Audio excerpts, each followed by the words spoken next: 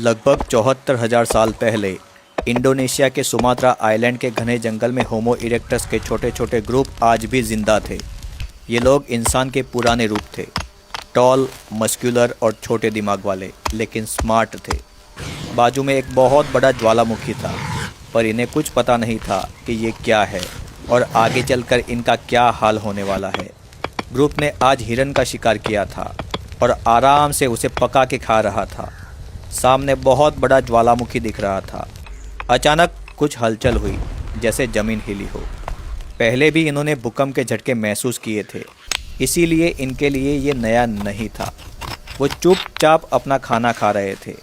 कुछ लोग हड्डियाँ चूस रहे थे, कुछ पत्थर के टुकड़ों से गोश्त को काट रहे थे। बच्चे ज़मीन पर बैठकर राख से खेल रहे थे। सब कुछ नॉर्मल लग रहा था। तभी हवा बदल गई। जंगल अचानक शांत हो गया। पंछियों की आवाज़ बंद हो गई। कीड़े अचानक चुप हो गए, जैसे पूरी ज़िंदगी ने एक साथ सांस रोक ली हो। सिर्फ आग के जलने की हल्की सी आवाज़ बची थी। फिर दूर से एक आवाज़ आई, जैसे कोई बहुत बड़ा जानवर गरज रहा हो, जैसे पहाड़ के अंदर कुछ घूम रहा हो। ज़मीन फिर से हिली, पर इस बार ज़्यादा ज़ोर से। एक होमो इरेक्टस के हाथ में से मांस का टुकड़ा आग में गिर गया। उसने सर उठाया और ज्वालामुखी की तरफ देखा। ज्वालामुखी से काला धुआं निकल रहा था। पहले भी ऐसा हुआ था, पर कुछ ज़्यादा खतरा नहीं होता था, तो सब इसे नॉर्मल समझ रहे थे। पर इस बार ये धुआं रुका नहीं। धुआं घना होता गया, काला, मोटा, आसमान में फैलता हुआ। सूरज, जो अभी चमक रहा था, धीरे धीरे इस धुएं के कारण फीका पड़ने लगा। रोशनी पीली सी हो गई, जैसे शाम बिना वक्त के आ रही हो। और फिर बूम! इतनी जोर की आवाज़ कि जंगल का सीना फट गया। आसपास के जानवरों के कान फट गए। ये धमाका हिरोशिमा एटम बॉम्ब से हज़ारों नहीं, लाखों गुना ज़्यादा बड़ा था। इस ज्वालामुखी का मुंह खुल चुका था। आग और पत्थर आसमान में उछले। लाल लाल टुकड़े 40 से 50 किलोमीटर ऊपर तक गए, सीधे स्ट्रेटोस्फीयर में। फिर वो बरसने लगे, पहले दूर पहाड़ों पर और फिर हवा के साथ इंसानों के कैंप पर। गरज रुकी नहीं, लगातार घूमती हुई आवाज़, जैसे पहाड़ एक दूसरे से टकरा रहे हो। ज़मीन सिर्फ कांपी नहीं, टूटने लगी। बड़ी बड़ी दरारें होने लगी। आग के पास बैठे होमो इरेक्टस संभल भी नहीं पाए।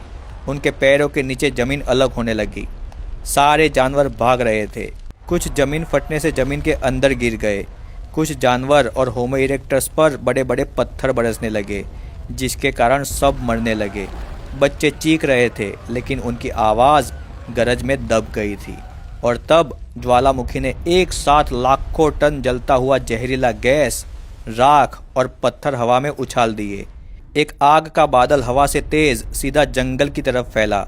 जो लोग पास थे, उनके पास भागने का भी वक्त नहीं था।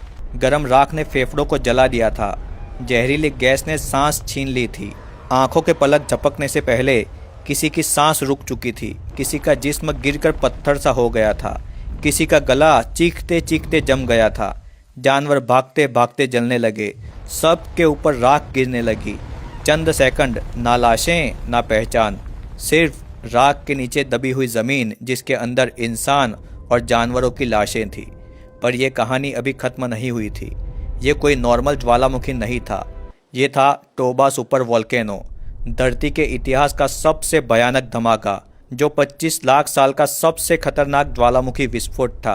इसके 1500 किलोमीटर के रेडियस में, जिसमें सुमात्रा और आसपास के आइलैंड आते थे, वहाँ राख और मिट्टी हवा में उड़ने के कारण सूरज गायब हो चुका था।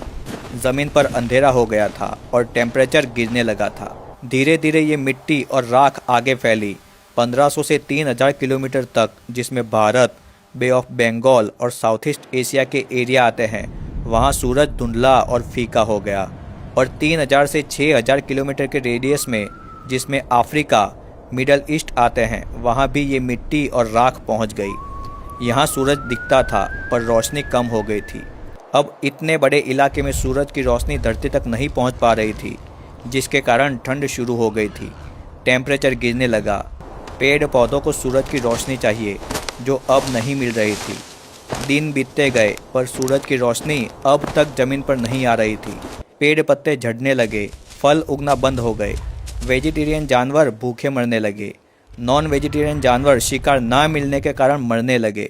ज्वालामुखी के आसपास के होमो इरेक्टस मर चुके थे। वहां कुछ भी जिंदा नहीं बचा था। जंगल जलकर राख बन चुका था। जानवर, पेड़, इंसान सब खत्म। पर हजारों किलोमीटर दूर, जहां धरती सीधी आग से नहीं जली थी, वहां जिंदगी बस एक पतली सी डोर पर लटकी हुई थी। ये होमो सेपियंस इंडिया के एक समुद्री किनारे पर रहते थे। उन्होंने धमाका सुना नहीं था, पर जब आसमान बदला तब उन्हें पता चला कुछ बहुत गलत हो चुका है।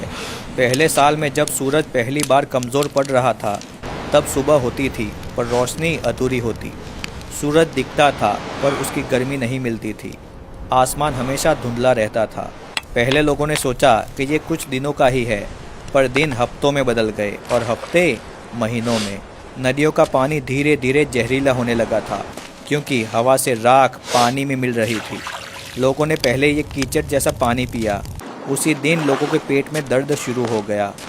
दूसरे दिन तय हुआ, बिना गर्म किए पानी कोई नहीं पिएगा। सुबह सुबह लोग पानी इकट्ठा करते और राख नीचे बैठने का वेट करते और साफ पानी को अलग किया जाता। फिर उसे मिट्टी के बर्तन जैसी चीज़ में उबाला जाता।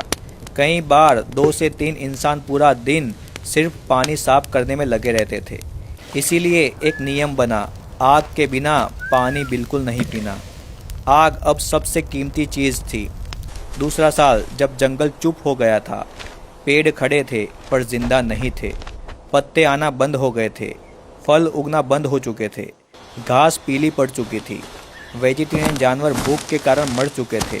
उनके पीछे शिकारी जानवर भी गायब हो गए थे। शिकार खत्म। लोग समुद्र पर ज़्यादा निर्भर हो गए थे।